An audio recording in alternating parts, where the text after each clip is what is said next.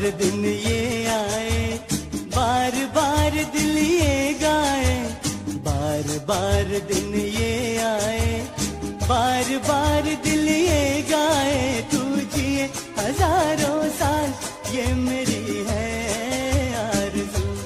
Happy birthday to you, happy birthday to you. आप सभी को जय गुरुदेव। मैं डॉक्टर संगीता निखिल अपने पूज्य सद्गुरुदेव डॉक्टर नारायण दत्त श्रीमाली जी, परमहंस स्वामी निखिलेश्वरानंद जी के चरणों में बार बार प्रणाम करते हुए उनसे इस कार्यक्रम को बनाने की अनुमति चाहती हूँ। और मैं चाहती हूँ कि इस कार्यक्रम में वो पूरी तरह से उपस्थित रहें और स्वयं ही इस कार्यक्रम को संचालित करें। आज हमारे साथ अनिल के नारायण जी हैं। ये तो प्रत्यक्ष रूप से हैं और अप्रत्यक्ष रूप से हमारे साथ उड़ीसा से देवदत्त नायक जी भी जुड़े हुए हैं। सद्गुरुदेव परमहंस स्वामी निखिलेश्वरानंद जी के चरणों में दंडवत करते हुए आज के वीडियो के लिए मैं उनसे आज्ञा लेकर ये वीडियो आरंभ कर रहा हूँ। तो चलिए आरंभ करते हैं। आज का ये महत्वपूर्ण कार्यक्रम कुंडली विश्लेषण पर है। इस कार्यक्रम को बनाने की प्रेरणा मुझे एक लेख से मिली। मैं सिद्धाश्रम के योगी किंकर स्वामी जी का एक लेख पढ़ रही थी, जिसमें उन्होंने ये शब्द लिखे थे कि सद्गुरुदेव डॉक्टर नारायण दत्त श्रीमाली जी और भगवान कृष्ण और भगवान बुद्ध की कुंडली में अद्भुत समानता है। और उन्होंने गुरुदेव के जन्म से पहले ही उनके जन्म की तारीख की घोषणा कर दी थी। 21 अप्रैल 1935 को निखिलेश्वरानंद जी जन्म लेंगे और उनके जन्म से पहले ही उन्होंने निखिलेश्वरानंद पंचक की रचना कर दी थी, जिसमें उन्होंने गुरुदेव में क्या क्या विशेषताएं होंगी उनका वर्णन किया हुआ था। और वो अष्टक है असल में, पर पंचक के नाम से है क्योंकि 5 पद उन्होंने गुरुदेव की विशेषताओं के बारे में लिखे हैं और बाकी 3 पद उसकी फलश्रुति के बारे में दिए हुए हैं। और गुरुदेव के जन्म से पहले इस पंचक का गान सिद्धाश्रम के योगी करने लग गए थे। तो इसलिए जब मैंने इस लेख को पढ़ा तो मेरे मन में एक प्रेरणा उठी कि क्यों ना इस पर कार्य किया जाए और देखा जाए कि उन्होंने यदि लिखा है कि समानता है तो फिर किस प्रकार की समानता है। मैं बहुत सामान्य व्यक्तित्व हो सकता हूँ। मैं अपने आप को राम और कृष्ण और बुद्ध और महावीर के समान नहीं कह सकता, मगर मैं उनसे न्यून भी नहीं हूँ, ये बात भी गारंटी की बात है। मैं कमजोर नहीं हूँ। हमें भगवान बुद्ध की कुंडली नहीं मिल पाई, वो अवेलेबल नहीं हो पाई, तो हमने गुरुदेव की कुंडली, प्रभु राम की कुंडली और प्रभु कृष्ण की कुंडली का विवेचन किया है। आज हम आपके समक्ष प्रभु राम और सद्गुरुदेव की कुंडली का विश्लेषण कर रहे हैं। तो अनिल जी, मैं आपको हैंड ओवर करती हूँ, आप कार्यक्रम को आगे बढ़ाएं। सबसे पहले जय गुरुदेव सभी को। ज्योतिष में एक ब्रांच है नाड़ी ज्योतिष। अच्छा, तो नाड़ी ज्योतिष भृगु ऋषि की बनाई हुई है। अच्छा, तो आपने उन सिद्धांतों के आधार पर विवेचना की है। जी, मैंने भृगु ज्योतिष के आधार पर मैंने इसको मिलान करने की कोशिश की। जो हमारे देवदत्त जी हैं, उन्होंने वैदिक ज्योतिष के हिसाब से विवेचना की है। तो देखते हैं दोनों में किस प्रकार की समानता आती है। तो भृगु ऋषि ने बताया कि अगर किसी के व्यक्तित्व के बारे में जानना है, उसके खुद के बारे में जानना है, तो आप जुपिटर को स्टडी करो। तो हर प्लैनेट की जिस भी फील्ड, जिस भी चीज को देखना है उसके लिए ग्रह बताया उन्होंने और ग्रहों की एक स्ट्रिंग बनाई जाती है। और उन जब स्ट्रिंग को मैंने बनाया किसी ग्रह की, तो उसमें सेम स्ट्रिंग पाई गई। ओके, भृगु ज्योतिष जो प्रभु राम की थी, हाँ, वही गुरुदेव की पाई गई। आप ये कहना चाहते हैं? जी, हाँ। उसमें आप किसी भी ग्रह को पकड़ लोगे, जैसे जुपिटर को लोगे, तो भृगु ऋषि के अनुसार गुरुदेव के जुपिटर के साथ और भगवान राम के जुपिटर के साथ वो सेम ही प्लैनेट्स हैं। अच्छा, और भगवान कृष्ण की जुपिटर के साथ भी वो सेम ही प्लैनेट्स हैं। तो जो जुपिटर की स्ट्रिंग बनेगी तीनों की सेम ही बन रही है। ठीक है, ठीक है। अगर हम शुक्र को लेते हैं या जैसे कर्म कारक ग्रह शनि को हम लेते हैं, तो भगवान राम के शनि के साथ जो ग्रह हैं, भगवान कृष्ण के शनि के साथ जो ग्रह हैं, और गुरुदेव के शनि के साथ भी वही ग्रह हैं। आप वो कुंडली में थोड़ा दिखाइए ना। जी जी, हाँ, मैं कुंडली में दिखाता हूँ। एक तो सबसे पहले बताऊं कि ये भगवान श्री राम की कुंडली है ऊपर वाली, और ये गुरुदेव की कुंडली है। ठीक है। यहाँ पर लिखा हुआ है भगवान राम, यहाँ पर गुरुदेव। तो एक सिद्धांत सबसे पहला ये है भृगु ऋषि का, क्योंकि जैसे हम इसमें वैदिक ज्योतिष से लगन को स्टडी करते हैं, भृगु ज्योतिष में हम जुपिटर से स्टडी करते हैं। ठीक है, राइट। तो उन्होंने कहा कि सबसे पहले जहाँ पर जुपिटर की प्लेसमेंट है, जिस हाउस में, उसको रोटेट करके उसे असेंडेंट बना दो। अच्छा, तो ये जो आपने सेंटर में किया है, ये वही किया हुआ है? जी। ओके। अच्छा, इसमें क्या है कि भगवान राम की लगन में पहले से ही गुरु है। अच्छा, तो उसको रोटेट करने की आवश्यकता हमको नहीं है। ठीक है। क्योंकि हमको जुपिटर को लगन में लाना है, तो उनके तो लगन में ही है। गुरुदेव की क्योंकि पंचम हाउस में गुरु है, तो हम क्या करेंगे, गुरुदेव की कुंडली को पंचम हाउस से रोटेट करके लगन बना देंगे। ओके। अच्छा, सबसे पहली समानता बताता हूँ। जैसे ही कुंडली को रोटेट करके लगन बनाया गया भृगु ऋषि के अनुसार, सबसे पहली समानता यह है कि जो केंद्र स्थान है दोनों के, भगवान राम के केंद्र स्थान में और गुरुदेव के केंद्र स्थान में, वो सेम ही राशियां आती हैं जो राम जी के इसमें है। अच्छा। राम जी के केंद्र स्थान में 4, 7, 10, 1 ये 4 राशियां आती हैं। गुरुदेव के रोटेट करने के बाद वाले चार्ट में जब जुपिटर को असेंडेंट बनाया, तो ये सेम ही राशियां आती हैं केंद्र स्थान में।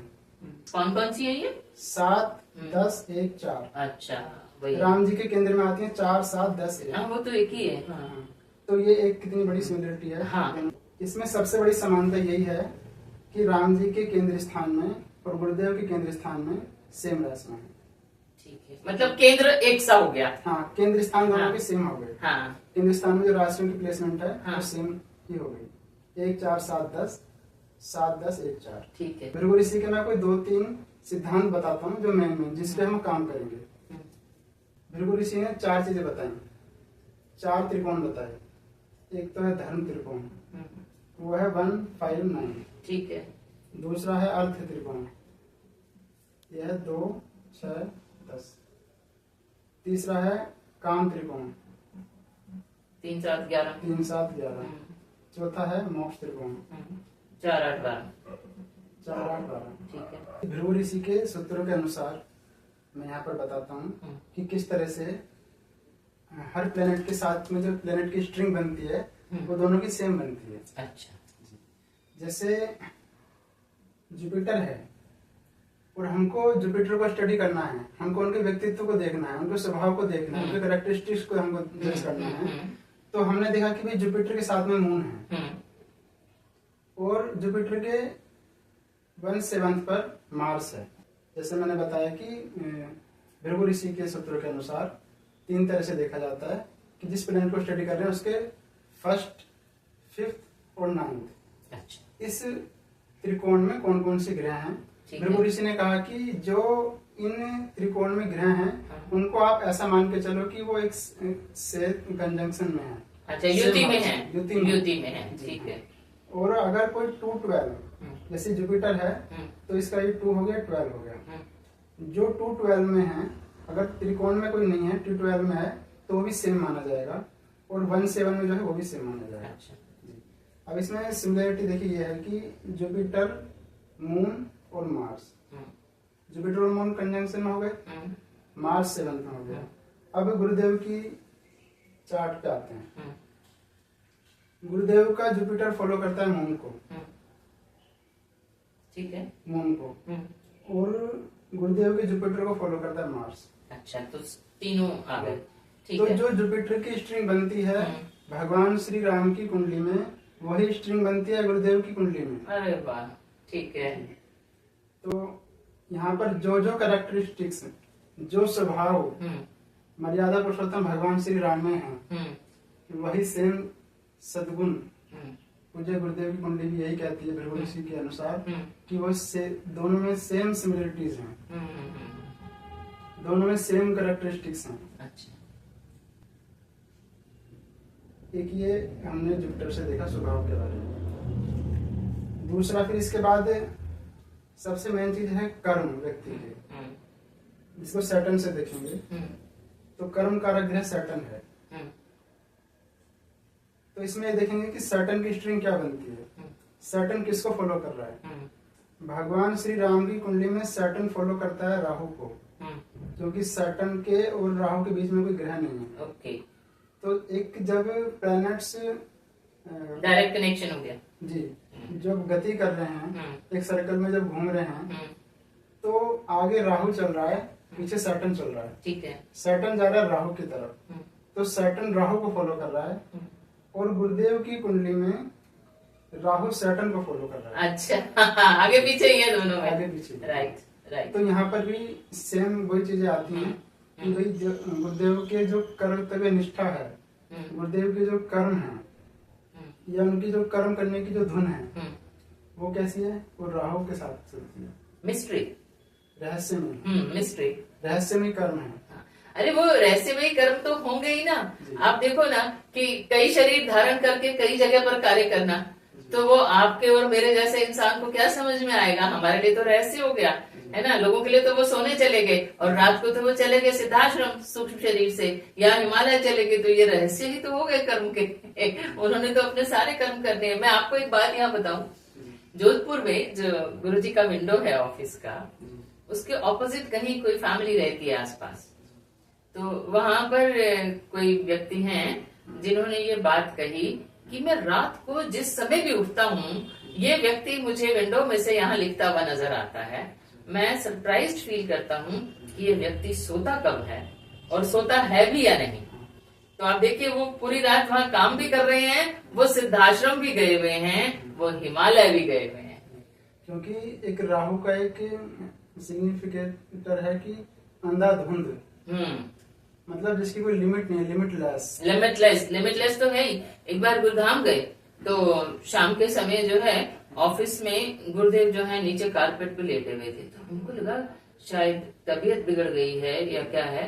तो बाद में पता चला कि पत्रिका निकालनी है, तो 3 दिन 3 रात से वो सोए नहीं है, वो लगातार पत्रिका का कार्य कर रहे हैं।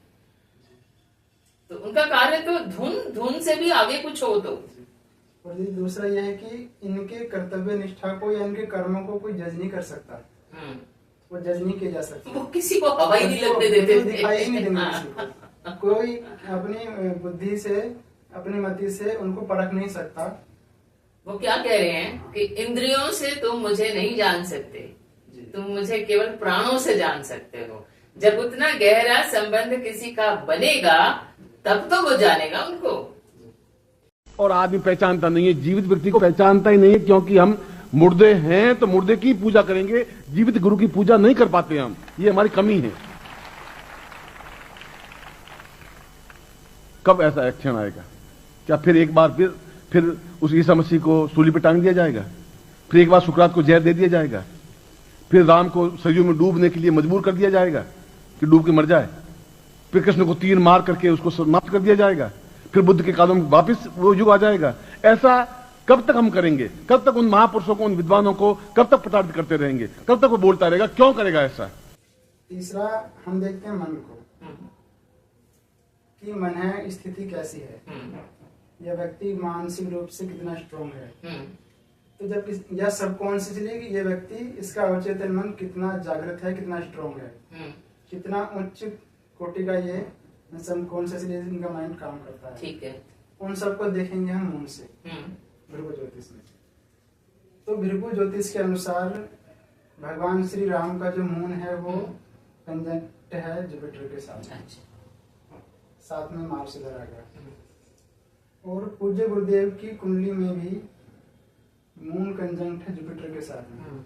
मून जुपिटर का कंजंक्शन यहाँ पर भी है और मून जुपिटर का कंजंक्शन यहाँ पर भी है।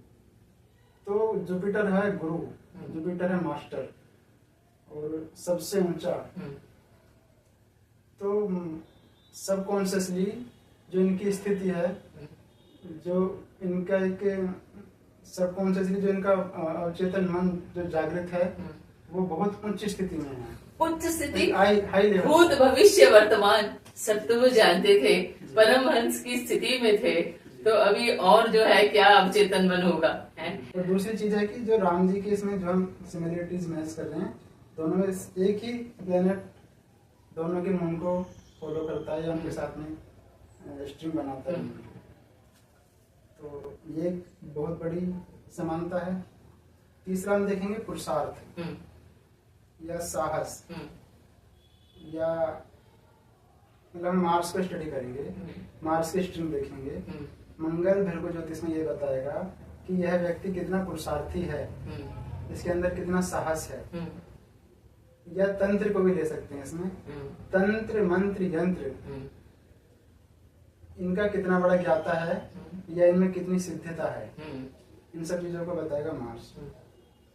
साहस तो इतना है कि 18 वर्ष जंगलों में घूम आए वो उन्होंने तो पीछे का भी नहीं सोचा, कुछ भी नहीं, भरा पूरा सब छोड़कर और हिमालय में चले गए। साहस ही तो था, और बोल रहे हैं कि मैंने पूरी जवानी जो है हिमालय की चट्टानों पर रगड़ रगड़ के गुजारी है, जंगली जानवरों में गुजारी है।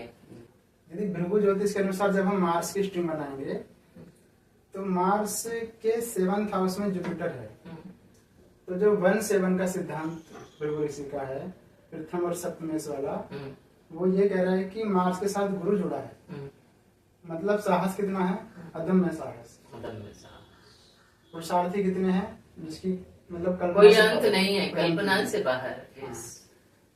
भाई वनों में इतने दिन तक ये सब चीजें, कितना पुरुषार्थ, कितना साहस।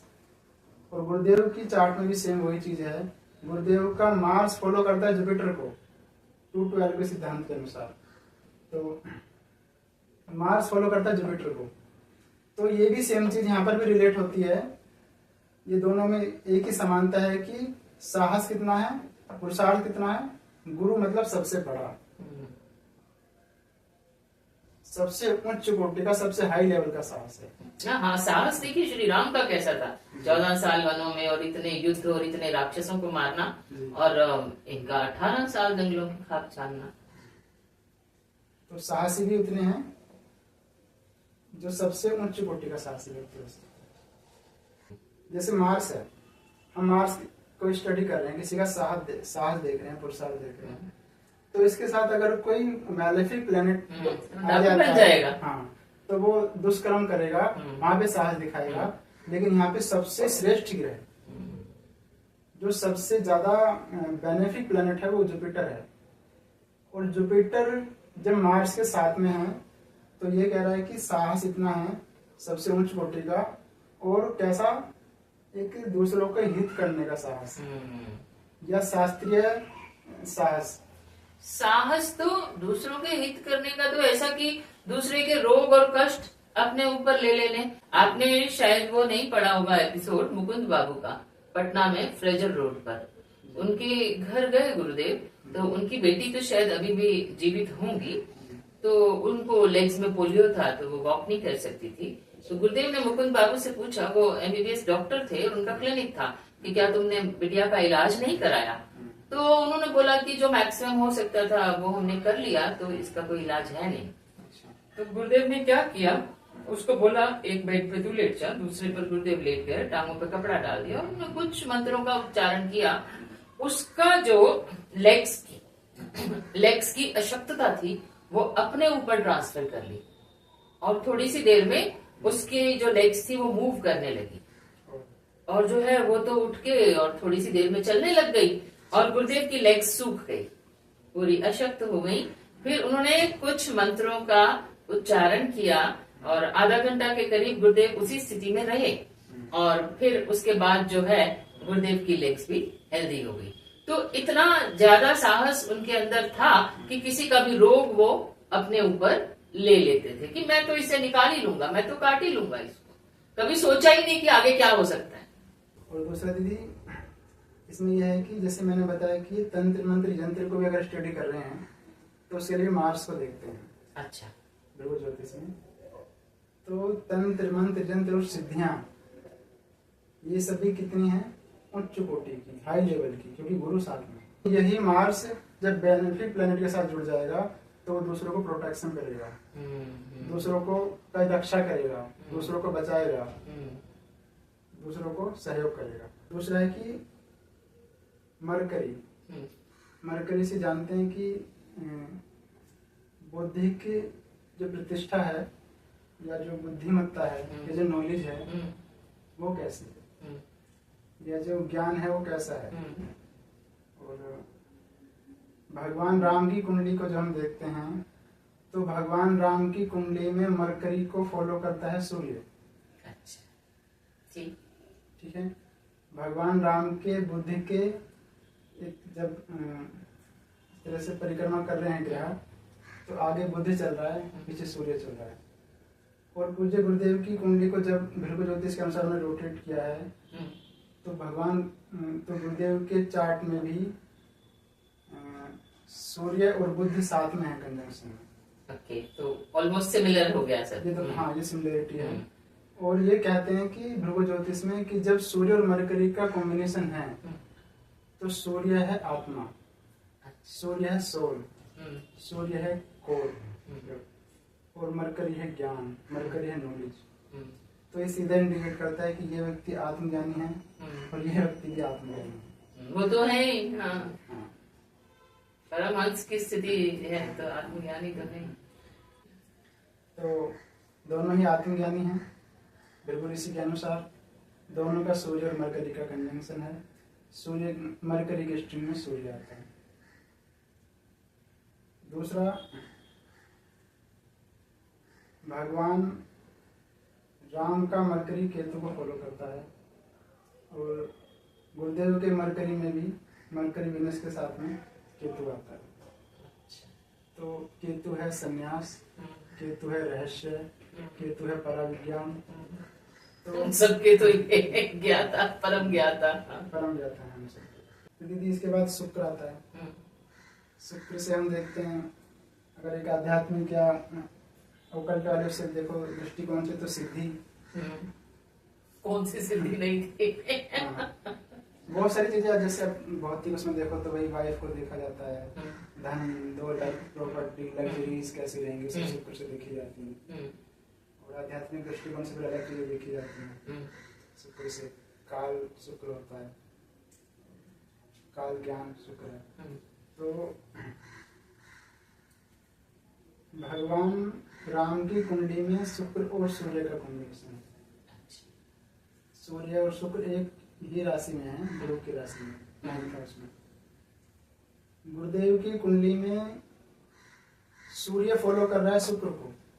अच्छा जी, फॉलो कर रहा है तो युति होगी एक तरह से। 212 वाले कॉम्बिनेशन। युति होगी। जैसे एक तो 159 वाला ट्राइन हो गया, दूसरा 212 और 1 तो वो सिद्धांत के हिसाब से कंजंक्शन हो गया। सिद्धांत के हिसाब से ये कंजंक्शन हो गया। तो दोनों में सेम सिमिलरिटी, सेम बात हो गई। सन वीनस, सन वीनस। तो इसको बोलते हैं आत्मिक धन। अच्छा, व्यवहारगत रूप में आत्मिक धन है। वो आत्म जागरण करा रहे हैं तो आत्मिक धन। और ऐसा व्यक्ति समाज में बहुत ज्यादा प्रतिष्ठित होता है क्योंकि जो उसका वास्तविक धन है वो समाज उसका अपना एक परिवार है, समाज उसका अपना एक धन है। वो प्रॉपर्टी को धन नहीं मानता व्यक्ति, क्योंकि सूर्य वीनस है। उसका धन क्या है? सूर्य। सूर्य क्या है? समाज। तो सामाजिक प्रतिष्ठा, सामाजिक उन्नति और समाज के हित की भावना। वो तो देखिए, समाज शिरोमणि उनको जो है दिया गया अवार्ड। 21 किलो का पारद शिवलिंग राष्ट्र की आर्थिक उन्नति के मंत्रों से अभिमंत्रित करके वो उन्होंने आदरणीय उपराष्ट्रपति जी को दिया था। वो आज भी राष्ट्रपति भवन में रखा हुआ है। और उसके बाद से अगर हम देखते हैं तो हमारा देश उन्नति की तरफ बढ़ रहा है। तो दोनों ने एक जो अपना धन माना, वास्तविक धन माना है, वो माना है समाज को, वो माना है अपनी आत्मा को, आत्मा के धन या आत्मधन। ठीक है। तो दीदी ये भी मतलब हम एक एक प्लैनेट को लेके चल रहे हैं और कोई प्लैनेट ऐसा नहीं बच रहा है कि जिसमें प्लैनेट की स्ट्रिंग में भृगु ऋषि के अनुसार कोई भी प्लैनेट ऐसा नहीं है कि सेम ना हो। अद्भुत। हाँ, या जो यहाँ पर कंजंक्ट हो रहा है वो यहाँ पर नहीं हो रहा हो, ऐसा एक भी प्लेनेट नहीं दिख एक रहा भी है। प्लेनेट नहीं है। वंडरफुल। इसके बाद सन हो गया, मैं राहु का आऊंगा। राहु का भी मैंने देखा, Saturn Rahu, Rahu Saturn, Saturn mercury 1/7 पे, सैटर्न मरकरी यहाँ पर भी सैटर्न फॉलो कर रहा है मरकरी को, सैटर्न सन को फॉलो कर रहा है यहाँ पर। 3, 7, 11 सैटर्न केतु, और यहाँ पे 3, 7, 11। तो हर जगह से वो सेम चीजें निकल के आ रही हैं जो राम जी के चार्ट में है, वही तो इधर है। चार्ट हाँ। में है। तो यदि अच्छा, दूसरा भगवान, ये एक वैदिक ज्योतिष से बता रहे हैं, भगवान श्री राम की कुंडली में केतु 12 भाव में आता है। केतु की सबसे अच्छी प्लेसमेंट बताया, ये मोक्ष देता है। हाँ, मोक्ष कारक, क्योंकि ये 12 भाव भी मोक्ष का होता है और केतु भी मोक्ष कारक। सबसे ज्यादा यहाँ पर ये शुभ माना जाता है केतु 12 भाव, या फिर जलीय राशि में हो तो गुरुदेव के दूसरे घर में, सेकंड हाउस में जलीय राशि में केतु आता है। और केतु है स्पिरिचुअलिटी, केतु है रहस्यमय ज्ञान, और सेकंड हाउस है वाणी का। तो गुरुदेव की वाणी में जब कोई मंत्र या कोई स्तोत्र, या जब किसी ऐसे ऐसे मंत्र जब धारा प्रवाह रूप से बोलते थे, तो गुरुदेव तो चैलेंज करते थे सबके सामने कि कोई दुनिया में कोई दूसरा ऐसा व्यक्ति हो इसको बोल के दिखा दे, तो मैं मान जाऊंगा। 22 पेजों का मंत्र एक सांस में बोलते चले गए। एक सांस में। और अच्छा, इतना स्पष्ट प्रोनाउंसिएशन, इतनी धारा प्रवाह होने के बाद भी इतनी गंभीर आवाज, और कोई एक हलंत की भी कहीं से मैंने कितनी बार इतने ध्यान से सुना है किसी भी चीज में कि शायद कुछ तो इतनी स्पीड से बोल रहे हैं, एक चीज भी कहीं से नहीं कहीं कोई कमी नहीं रह जाती। हालांकि यहाँ पर परिवार से जो एक अपनी इंडिविजुअल फैमिली है उससे थोड़ा सा डिटेच करता है। तो वो तो निष्क्रिय भाव से रहते थे। उन्होंने तो कई बार ये बोला कि मुझे किसी से कोई आसक्ति नहीं है। जिस दिन मेरे गुरु ने कह दिया कि तुम आ जाओ तो मैं पीछे पलट कर देखूंगा नहीं। वो तो बार बार कहते थे कि जब कृष्ण भी गए वहां से मथुरा के लिए रवाना हुए तो उन्होंने पीछे पलट कर नहीं देखा और सीधा चलते चले गए। वो कार्य को प्रमुखता देने वाले व्यक्तित्व है, तो इसलिए आसक्ति का तो भाव ही नहीं। कल्याण की भावना यहाँ पर भी रहेगी, क्योंकि ये एक अनासक्ति भाव देने वाला ग्रह है, तो बहुत ज्यादा आसक्ति नहीं रहेगी, या अपने लिए या अपने बच्चों के लिए दूसरों का हित करके वो भाव नहीं रहेगा। कल्याण इनका भी चाहना है, लेकिन अनासक्त भाव से। अनासक्त भाव से कहते रहे, निष्प्रिय भाव से जीवन को जियो, कमल पत्रवत। जी जी, वही था। एक गुरुदेव के चार्ट में एक मैं बहुत पुराने लेख पढ़ रहा था, कोई साधक गुरुजी के पास आया तो बोले कि गुरुदेव सिद्धियां नहीं मिलती हैं। बोले 20 साल से साधनाएं कर रहा हूँ, अभी तक कोई सिद्धि नहीं है। तो वो कैसे कर रहे थे वो तो नहीं बता। तो गुरुदेव मैं आता हूँ, आपको साधना बताते हो। तो बोले तेरी सिद्धियां मिलेंगी, अभी थोड़ा समय उसमें। तो फिर जब एक दिन वो आया तो मुझे उसको बोला शुक्र साधना कर। उसने तो बोले तुझे समस्या क्या है? तो बोले जब मैं साधना करने बैठता हूँ ना मेरा मन विचलित हो जाता है। तो शुक्र, गुरुजी ने कहा कि शुक्र की सबसे अच्छी जो प्लेसमेंट है वो क्या है?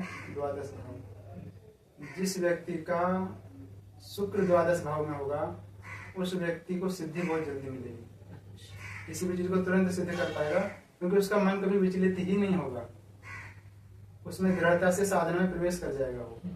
तो गुरुदेव का शुक्र 12 भाव में आता है वैदिक ज्योतिष में। तो ये बहुत बड़ा वो है कि इस व्यक्ति के पास कितनी सिद्धियां होंगी। सिद्धियां होंगी, कोई सिद्धि बची नहीं है, सर्व सिद्धियों के आगारा। अच्छा, इनको पुरुषार्थ नहीं करना पड़ेगा उसके लिए, बस थोड़ा सा किया। और उसका कारण है ना, क्योंकि पूर्व जन्मों का सारा साथ में है। और जब वो एक इंटरव्यू किसी पत्रकार ने लिया तो उन्होंने कहा कि आपकी आयु कितनी है? बोले तुम तो देह की आयु पूछ रहे हो, योगी की आयु तो हजारों वर्ष, 10,000 वर्ष की भी हो सकती है। और अभी आपने जैसे एक कॉम्बिनेशन बताया था जिसमें उनका जो है सबकॉन्शियस पूरा जागृत है, तो पूर्व जन्मों में जो करके आए हैं वो तो सब हमारे सबकॉन्शियस में है ही, तो कहीं गया ही नहीं, तो वो तो सारा ज्ञान वो हजारों वर्षों से लेकर आ रहे हैं अपने साथ। गुरुदेव जी उसमें बताया किसी उसमें ऑडियो में सुना था कि चित्त जो है वो व्यक्ति का साथ जाता है, चित्त नहीं रहता, और चित्त में जो संस्कार है वो उसके साथ जाएंगे, वो उसके साथ जाएंगे। तो जो साधना है, जो किसी ने साधना संपन्न की वो व्यर्थ नहीं जाती, वो थोड़ा सा भी पुरुषार्थ उसके लिए करता है तो वो सब जागृत हो जाता है। हाँ। इसलिए साधनाएं और ये सब चीजें सात्विक ये शाश्वत धन है, शाश्वत, नष्ट नहीं होते, साथ ही जाते। एक्चुअली साथ जाने वाली चीजें तो यही है। तो इस तरह से भगवान राम की और गुरुदेव के चार्ट में इतनी सारी समानताएं हमने देखी। ये तो आपने जो है इतना एफर्ट किया, इतना समय लगाया अनिल जी, हम आपका बहुत बहुत धन्यवाद देते हैं। ततो यज्ञे समाप्ते तु ऋतूनां षड्शमत्ययुः ततश्च द्वादशे मासे चैत्रे नवमिके तिथौ नक्षत्रे दितिदेवत्यै स्वच्च संस्थेषु पंचषु ग्रहेषु कर्कटे लग्ने वाक्यता विन्दुनाशः प्रोद्यमाने जगन्नाथं सर्वलोक नमस्कृतं कौशल्या जनयत रामं दिव्य लक्षण संयुक्तम। श्लोक का यह अर्थ है कि यज्ञ जो कि वैशाख मास में हुआ था, उससे 6 ऋतु बीत जाने के बाद यानी कि द्वादश मास में चैत्र मास के नवमी तिथि, ये आप नोट कीजिए, इसमें स्पष्ट लिखा है मासे चैत्रे नवमी के तिथो, और उसमें ये एक मुख्य चीज कहा कि सो उच्च पंचशु, मतलब 5 ग्रह जो थे वो स्व राशि में थे और उच्च राशि में दोनों थे, ना 5 ग्रह स्व राशि में थे और ना ही 5 ग्रह उच्च राशि में थे, स्व और उच्च मिला जुला के 5 ग्रह थे, और कर्कट लगन था। वाक्यता बिंदुनाश, इसका मतलब बृहस्पति को रेफर किया गया है कि वो लगन में थे। और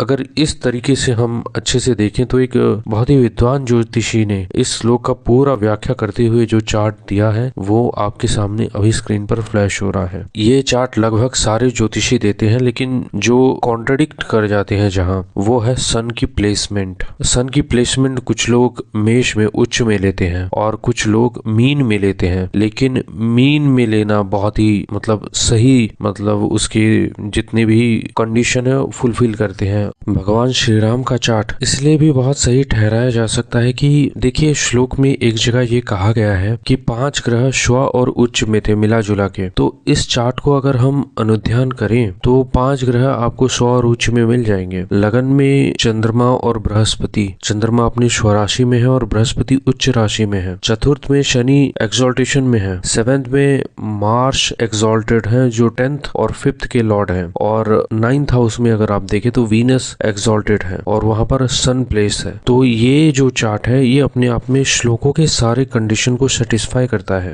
तीसरा जो चार्ट हमारे पास है वो सतगुरुदेव भगवान का है। मिथुन लगन है और दूसरे भाव में केतु जलीय राशि कर्क राशि में है। मंगल चतुर्थ में है वो भी कन्या राशि में। पंचम के बृहस्पति है तुला राशि के, और चंद्रमा जो है वो 6ठे में है, राहु अष्टम में है। एकादश में शनि जो है वो अपने मूल त्रिकोण राशि यानी कि कुंभ राशि में है, और उच्च के सूर्य बुध के साथ एकादश भाव में है, और शुक्र स्व राशि के द्वादश भाव में है। ये भी अपने आप में एक श्रेष्ठ चार्ट है। अगर आप देखें केतु की one of the best placement जो है वो कहा गया है कि जलीय राशि में दूसरे भाव में, मतलब परिवार से डिटैच। इन तीनों एक्चुअल में ये अगर तीनों चार्ट आप अनुध्यान करें तो आप ये पाएंगे कि ये तीनों कुछ एक विशेष कार्य के लिए आए थे।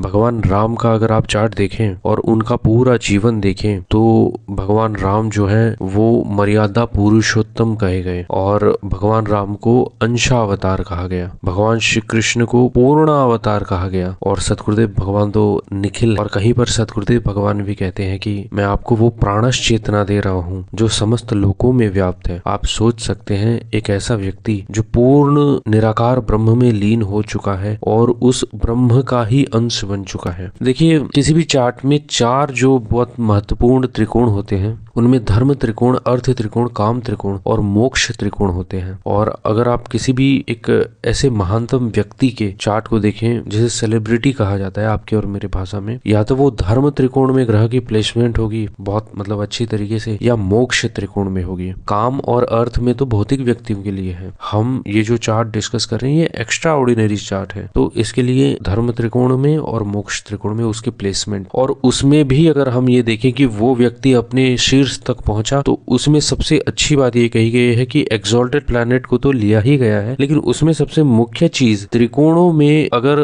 धर्म त्रिकोण में या मोक्ष त्रिकोण में या किसी भी त्रिकोण में, अगर खासकर त्रिकोणों में 1, 5, 9 में अगर ये कहा गया है कि उनके जो मूल त्रिकोण राशियों में ग्रह बैठे हुए हैं, बहुत इंपॉर्टेंट लाइन है, मूल त्रिकोण राशियों में ग्रह बैठे अगर हुए हैं तो वो अपने आप में एक्स्ट्रा ऑर्डिनरी चार्ट है। आप सदगुरुदेव भगवान का अगर आप चार्ट धर्म त्रिकोण में देखें तो जुपिटर और सैटर्न सबसे इंपॉर्टेंट। पूरे नवो ग्रहों में 2 ग्रह जो बहुत धीर स्थिर और दीर्घकालिक गोचर वो करते हैं और स्थिरता के कारक कहे गए हैं, उनमें सैटर्न और जुपिटर आता है। और इनमें ये 2 बहुत बहुत महत्वपूर्ण ग्रह हैं। इनमें भी जुपिटर का महत्व बहुत है। एक तरफ 4 ग्रहों का वेटेज है तो एक तरफ जुपिटर ही अकेला है। तो इसमें जुपिटर और सैटर्न सदगुरुदेव के आ रहे हैं जो कि पंचम और नवम में आ रहे हैं। तो सदगुरुदेव के चार्ट से ये भी पता चलता है, गुरु और शिष्य का संबंध पता चलता है कि वो कहते भी थे कि मैंने जिनको गुरु बनाया वो पूर्ण तेजस्विता से युक्त नवम शनि, धर्म भाव में बैठा हुआ शनि, ये इंडिकेट करता है कि उनको उनके जीवन में जो गुरु मिले, एक तो वो बहुत ज्ञानवान और अपने शीर्ष में थे तब सदगुरुदेव उनके पास पहुंचे होंगे, और दूसरा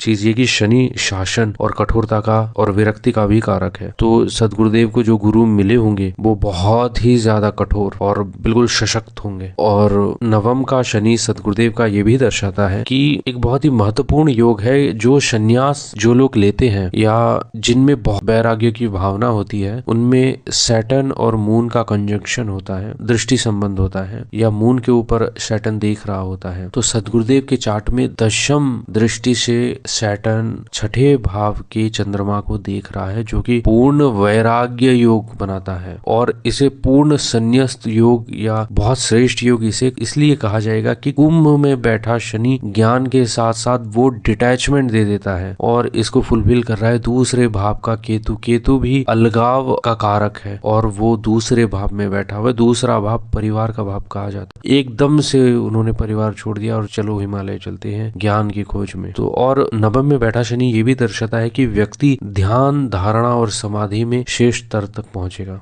अगर आप भगवान श्री राम का चार्ट देखें तो जुपिटर और मून जो है वो लगन में है, और जुपिटर एक्सॉल्टेड मार्स को देख रहा है और मार्स जुपिटर को, ये दोनों का आपस में मतलब दृष्टि संबंध है, समसप्तक बैठे हुए हैं। इसका मतलब ये कि भगवान श्री राम को मर्यादा पुरुषोत्तम कहा गया। जुपिटर जो एथिकली बहुत स्ट्रांग उनको बनाता है लगन में बैठ के, और उनके साथ है मून, एथिक्स ना केवल विचार तक रहेंगे बल्कि उनके कार्यों तक प्रतिफलित होते रहेंगे, और मून उससे इच्छा शक्ति को और तीव्र कर रहा है, मतलब दृढ़ इच्छा शक्ति युक्त और पूर्ण नैतिकता के गुणों से विभूषित मर्यादा पुरुषोत्तम श्री रामचंद्र। और इसलिए उनको शासन कार्यों में शनि एक्सॉल्टेड, अगर चतुर्थ से चतुर्थ देखा जाए, चतुर्थ में शनि एक्सॉल्टेड और चतुर्थ से चतुर्थ मास एक्सॉल्टेड, मतलब भावात भावम नियम अपने आप में पूर्ण सेटिस्फाई हो रहे हैं। इसलिए चतुर्थ शनि के लिए उनको घर बहुत, जब उनकी राज तिलक होने वाला था उनको छोड़ने पड़ा, शायद शनि का ऐसा कहा जाता है कि शनि की दशा आने वाली थी तो उनको ग्रह छोड़ना पड़ा। इसलिए जिनके चार्ट में भी चतुर्थ शनि हो और वो ओन साइन में स्ट्रॉन्ग पोजिटेड हो, एक्सॉल्टेड हो, तो ये कहा जाता है कि उनको जन्म स्थान से दूर जाकर सफलता की प्राप्ति होगी, या इसको विदेश योग से भी कहा जाता है, मतलब देखा जाता है। और एक मजेदार चीज भगवान श्री राम के चार्ट में कि 7th लॉर्ड सैटर्न वो अपने से दशम गया हुआ है और उसको देख रहा है मरक्यूरी यहाँ पर अगर आप देखें तो बुध यहाँ पर 12th लॉर्ड है, मतलब विदेश यात्रा भी करवाता है, और 7th भाव यानी कि पार्टनर का भी भाव है। तो सीता को भगवान श्री राम के साथ जंगल में भी जाना पड़ा। देखिए भगवान राम का जहाँ पर चार्ट मर्यादा पुरुषोत्तम, उनके लिए एक वर्ड यूज किया जाता है धीर, स्थिर और गंभीर, because of exalted Jupiter and Mars सम सप्तक और मून जुपिटर के साथ, और वो भी जलीय राशि में, कर्क जैसे राशि में। भगवान श्री राम जो थे वो भावना इमोशनल थे लेकिन वो शासन कार्यों में बहुत स्ट्रॉन्ग थे। सदगुरुदेव भगवान का भी अगर आप चार्ट देखें तो नवम में बैठा हुआ शनि जो अपने आप में स्व राशि का है, और राहु उसको जो सपोर्ट कर रहा है एक तरीके से अष्टम में बैठे हुए, एक बहुत ही श्रेष्ठतम तांत्रिक। नवम का स्वामी शनि अपने आप में अपने दशम दृष्टि से 6ठे भाव के चंद्रमा को देख रहा है। इसका मतलब ये मतलब शास्त्रों में लिखा है कि अगर शनि अपनी दशम दृष्टि से 6ठे भाव को देखे तो वो ऐसा व्यक्ति से आप कभी वैर नहीं कीजिए। ये श्लोक श्लोकों में समझाया गया है, शायद कश्यप या चमन ऋषि ने समझाया है। तो इसलिए वैर नहीं कीजिए कि उसके बाद आपका पतन स्टार्ट हो जाएगा, उसमें कहा गया है उन श्लोकों में। और ऐसा व्यक्ति पूर्ण शत्रु संहारक क्षमता से युक्त होता है। इसमें एक चीज आप देख सकते हैं कि भगवान श्री राम बहुत गंभीर रहे उनके लगन से, और लगन में बैठे हुए ग्रहों से पता चल रहा है। उनकी हॉबीज या उनके इंटरेस्ट के बारे में अगर आप देखें तो मतलब कैरियर के भाव में, दशम भाव में थर्ड लॉर्ड बैठा हुआ है, चतुर्थ में सैटर्न है, तो वो एक तरीके से अपने शासन कार्यों में ही ज्यादा फोकस रहे। या आपने रोजमर्रा की जिंदगी में सदगुरुदेव का चार्ट देखे जो कि मिथुन लगन का चार्ट है, वायु तत्व का, और सदगुरुदेव का लग्नेश एकादश में बैठा हुआ है, थर्ड लॉर्ड एक्सॉल्टेड है एकादश में। एकादश एक तरीके से कहीं ना कहीं लाभ का, और थर्ड लॉर्ड जो है वो लेखन से जुड़ा हुआ है। इसलिए सदगुरुदेव राइटिंग स्किल में, उन्होंने ये तो कहना नहीं पड़ेगा कि उन्होंने कितनी पुस्तकें लिखी, सूर्य सिद्धांत से लेकर ज्योतिष तक, पारद विज्ञान इत्यादि वो लिखते ही रहे। अगर आप भगवान श्री राम का चार्ट देखें तो जुपिटर और मून लगन में है और मार्स सप्तम में है, मतलब, और शनि एक्सॉल्टेशन में है। मतलब लगभग आप ये देखिए कि 4 ग्रह उच्च हैं उनके, 4 ग्रह उच्च हैं, एक स्व राशि का है। लेकिन उस सब में एथिक्स इसलिए सबसे ज़्यादा है कि जुपिटर जो है वो दिग्बल के साथ है। तो अगर कोई व्यक्ति भगवान श्री राम से मिले और उसे क्षमा, इसलिए वो क्षमादानी थे, इमोशनल थे। आप इन तीनों चार्ट को देखें तो इन तीनों में आप ये पाएंगे कि शनि अपने आप में बली है, या तो उच्च के हैं या स्वराशि के हैं। और जब ऐसी स्थिति होती है तो ये कहा जाता है कि जीवन के पूर्वार्ध की अपेक्षा जीवन का उत्तरार्ध बहुत अच्छा जाएगा। मतलब पहले इनिशियल स्टेज में लाइफ के स्ट्रगल देखने को मिलेंगे कहीं ना कहीं, या उतनी सक्सेस, सफलता नहीं मिलेगी, लेकिन ये जरूर है कि एंडिंग बहुत अच्छा रहेगा। उत्तरार्ध वो व्यक्ति एकदम चमकेगा, और पूर्वार्ध से तो बेटर ही होगा ये कहा जा सकता है। और खासकर भगवान श्री राम के चार्ट में देखा जाए शनि तो ये विदेश यात्रा का भी गमन करवाता है। और शनि का बली होना जीवन में विरक्ति का, उदासीनता का इत्यादि का वो ज्यादा महत्व देता है। और कहीं ना कहीं वो व्यक्ति एक अलग रहने की कोशिश करते हैं समाज से, जीवन से, और कहीं ना कहीं ये जद्दोजहद उनके खुद के साथ भी होती है, वो कुछ ढूंढते रहते हैं अपने अंदर। तो हाँ, और परिश्रम की बुद्धि, ये हम कैसे भूल सकते हैं कि शनि बली होना अपने आप में परिश्रम की वृद्धि करवाता है। ये गुरुदेव का जो समय है, जो दिन है, तारीख है, और उसका और बहुत सारा डाटा जो है बर्थ को लेकर, वो हम सारा यहाँ पर पोस्ट कर रहे हैं। तो ऐसा नहीं है कि यही ज्योतिष जानते हैं या देवदत्ती जानते हैं या 2-4 लोग जानते हैं। तमाम दुनिया ज्योतिषियों से भरी हुई है। हमारे इस कार्य में भी कहीं कोई कमी रह सकती है, रह गई होगी। वी आर ह्यूमन बींग्स, क्योंकि हम एक्सपर्ट्स तो है नहीं है। तो आप जो है अपने लेवल पर जो जानते हैं वो एनालाइज करके देख सकते हैं। और अगर कुछ ऐसा लगे कि आप हमको इंटीमेट करना चाहते हैं तो हमें भी कर सकते हैं। हम स्वागत करते हैं आपका, सिर्फ फेवरेबल कमेंट्स के लिए ही नहीं। अगर कुछ क्रिटिसिज्म भी है इस मामले में, आपके विचार हमारे विचारों से, आपकी गणना हमारी गणना से कुछ भिन्न है, कुछ अलग रहती है, तो भी हमें कोई आपत्ति नहीं है। हम तो आप लोगों से सीखने के लिए तैयार हैं। इसके साथ ही हम आपको जय गुरुदेव कहते हैं, और इसके बाद हम आपसे फिर मिलते हैं भगवान कृष्ण की कुंडली और सदगुरुदेव की कुंडलियों का विवेचन करते हैं।